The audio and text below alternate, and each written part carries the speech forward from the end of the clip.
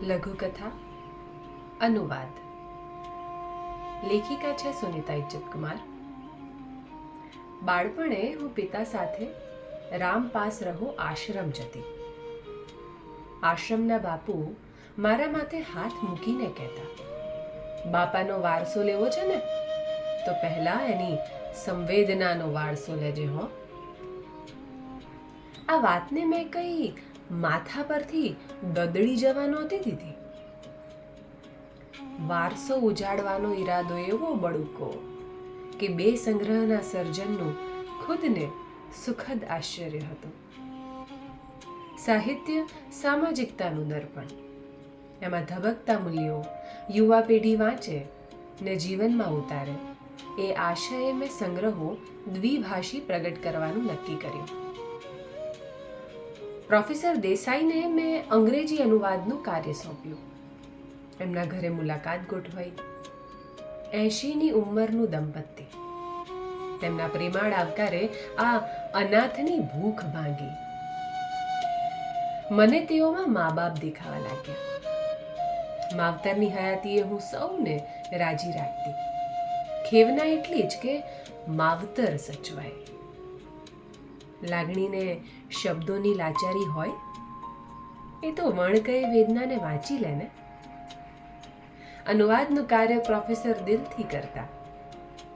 મારે એમના ઘરે જવાનું થતું. મારા જવાથી કોઈ માઠી અસર તેઓએ ભોગવવી પડી તો આ વિચારે હું મૂંઝાતી. ઘરની દરેક ક્રિયા પ્રતિક્રિયામાં વૃદ્ધજન પહેલી અસર પામતો હોય છે.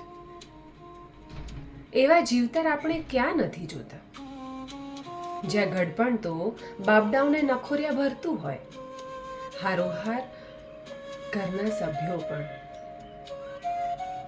હે, બાળ ઉછેરની જેમ ઘડપણ ઉછેર પણ પ્રેમાળ હાથ ન પામી શકે. પ્રોફેસર દેસાઈ અનુવાદિત વાર્તા વાંચે ત્યારે હું શ્રીમતી દેસાઈને પોરસાતા જોતી. મને બા યાદ આવતી. પિતાજી નવી કૃતિ પ્રથમ બાને વાંચી સંભળાવતા.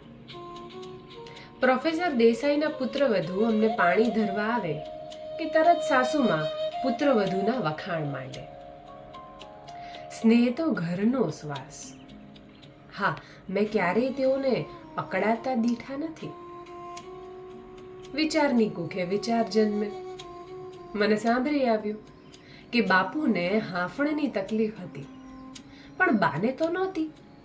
છતાં બા કાં હાંફતી?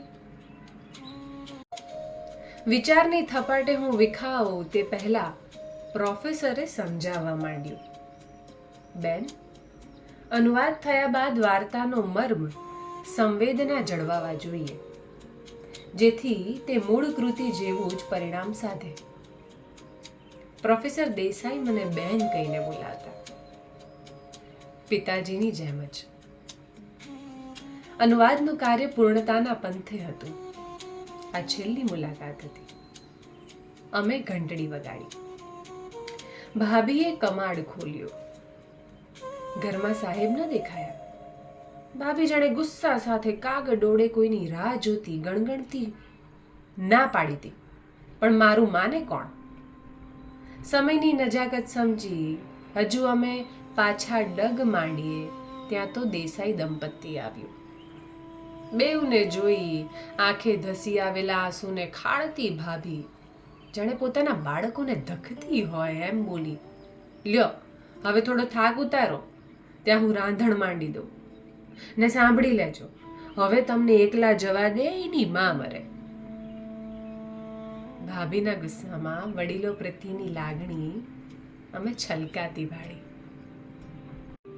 કોઈના લીલાછમ ઘડપણના દર્શને મને ખુશ થતી જોઈ તમારા ભાઈની ભેજભરી આંખ જાણે મને કહેતી હતી, વાલી, જણે જણે પરિસ્થિતિ નોખી હોય, તારી સંવેદનાને આમ વેદનાના વલોણે વલોમાં